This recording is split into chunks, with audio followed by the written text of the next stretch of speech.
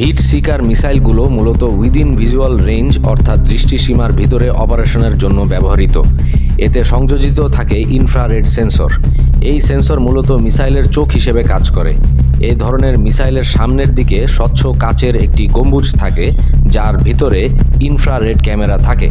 এই ক্যামেরা দিনে, রাতে কিংবা বৈরী আবহাওয়া সকল অবস্থায় শত্রু বিমানকে স্পষ্টভাবে দেখতে পায়। হাই জুম ব্যবহার করার কারণে এর ফিল্ড অফ ভিউ খুবই সংকীর্ণ, তাই এই ক্যামেরা সবসময় ঘুরে ঘুরে চারপাশের এলাকা স্ক্যান করতে থাকে। অনেক ক্ষেত্রে এই ক্যামেরার দিক নির্দেশনা পাইলটের হেলমেট থেকে আসে, অর্থাৎ এই হেলমেট পরিহিত অবস্থায় পাইলট যেদিকে তাকায় ক্যামেরাও সেদিকে তাকায়। এটাকে বলে স্লেভিং, অর্থাৎ ক্যামেরা তখন হেলমেটের গোলামে পরিণত হয়। মিসাইলের সামনে স্বচ্ছ অংশ যত বড় হয়, মিসাইলের দৃষ্টিসীমা ততই বড় হয়ে যায়।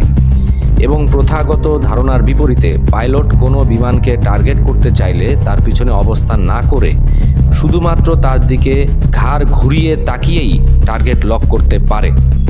এই ক্ষমতাকে বলে off boresight lock capability.